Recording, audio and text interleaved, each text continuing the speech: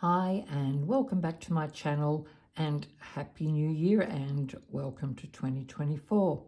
I'm just here today to do a flip through of my completed Roxy's Journal of Stitchery Volume 4 called Hidden Treasures.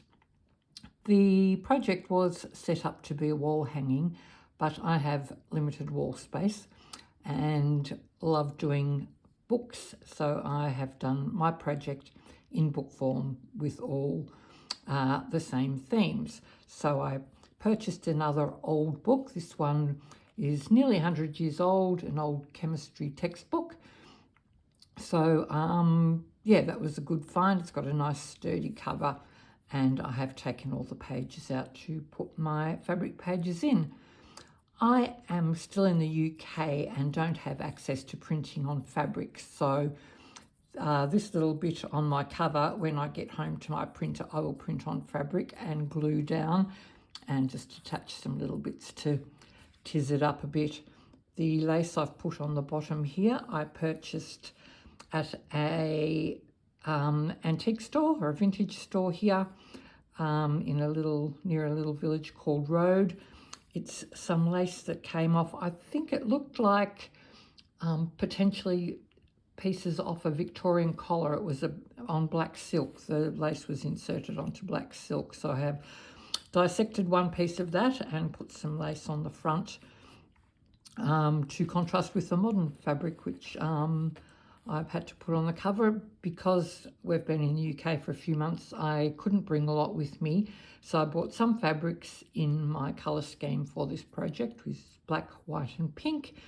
And because I didn't have a stash of vintage fabric anyway, mine's a mix of old and new, and I was hoping to purchase some older fabrics over here, which I did. So that will all happen when I get home to my printer. So as with my love of old books and with my previous project, once I took all the pages out, I love keeping the spine section where the pages were put in with the string. So I just like keeping that just to show how old the book is and how they used to do things in those days.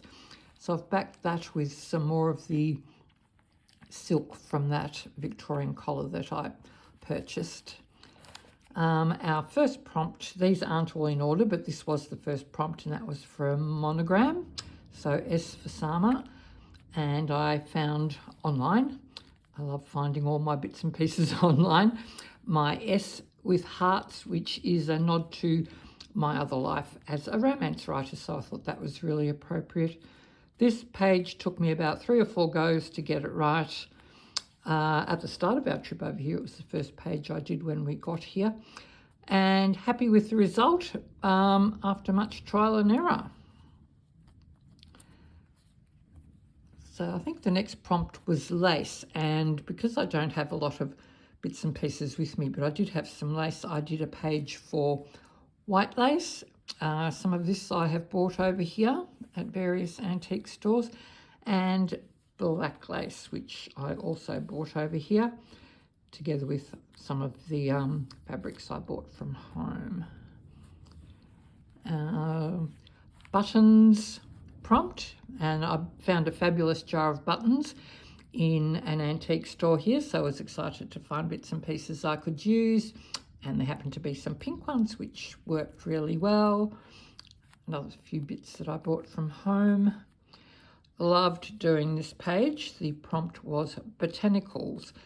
So this is actually a bit of a hanky with some lace flowers on it, and I brought this little piece of fabric with me, and again found on the internet and sketched on some flowers and then just embroidered those. Really enjoyed doing those and really happy with how they turned out, and just added a little butterfly as well to fill in the blank spaces.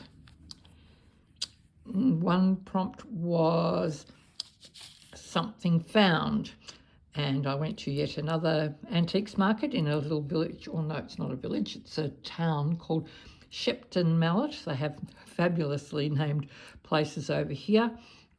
Went looking for something and found this little brooch of a little cat, which is so appropriate because that the moment we are or were sitting for a little black cat called Squeaky, and I was so excited when I found a little black cat that will forever remind me of our time here with Squeaky.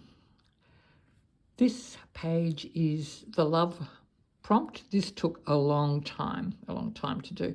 I found inspiration of a similar heart on Instagram and knew that's what I wanted to do.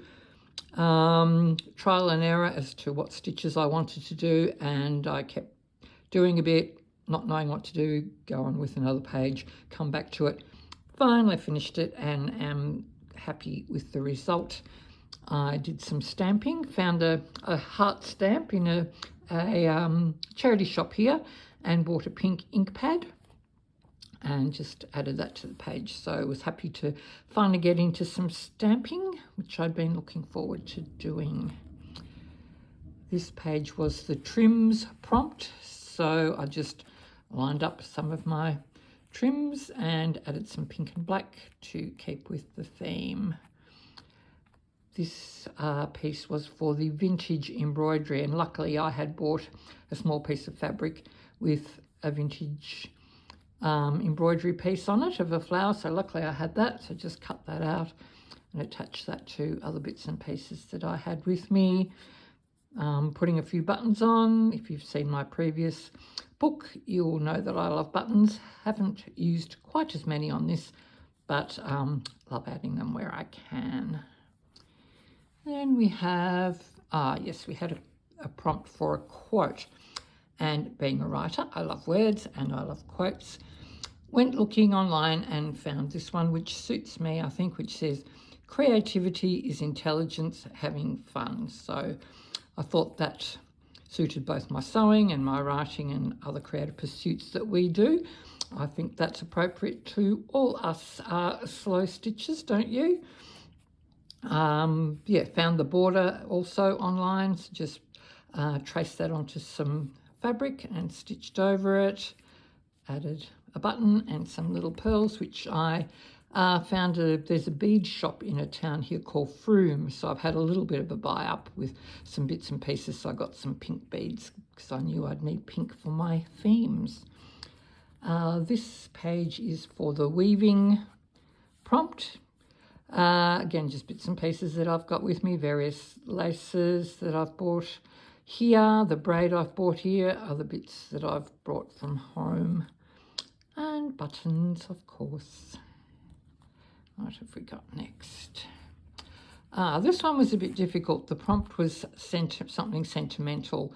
I'm out of the country and don't have all my stuff with me, and B, I don't tend to keep over the years bits and pieces. I found I love decluttering, and for me, my sentimentality is in my memories. I don't need things to remind me, which is now backfiring on me for projects like this. So this page was a bit difficult, but what it does have is this beautiful lace which I bought over here, so that will remind me that I did this in England. Also, this little button was in the jar of buttons that I purchased here, and this braid I purchased here as well. And these two little bits of fabric are ones I bought from home. So yeah, something old, something new. Because I needed to put an extra signature in to fill the spine, I've just got some extra pages. This was actually going to be my front cover, and then I decided I didn't like I liked the page, but it didn't work on the cover.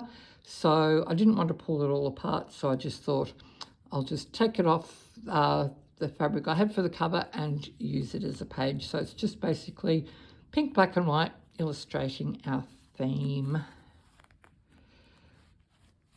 This was just another page that I needed to fill in. Before I left, I had my first go at dyeing some fabric, and I dyed this little doily pink because I knew I'd be using pink, and I did want to use it in this project because that's why I dyed it pink. So I just did a page to showcase that and just to fill the book. This page was from the Favourite Fabrics prompt. as I keep saying, I didn't bring a lot with me. These aren't necessarily my favourite fabrics, but I do have to say I love ticking. Ticking is my favourite fabric. I only have a tiny piece that I got from, I think, a stash someone sent me. So that is definitely my favourite. And this was a little piece from a tea towel I bought at an antiques fair in Australia. So I do love that. And the rest is just to fill in the space and fit with the colour theme. And there's just a page to finish off, to fill in my last signature, and to work in with the back cover. So just a page in the colour theme, and again, when I get home and can print on fabric, I will print out this and mount it on some felt.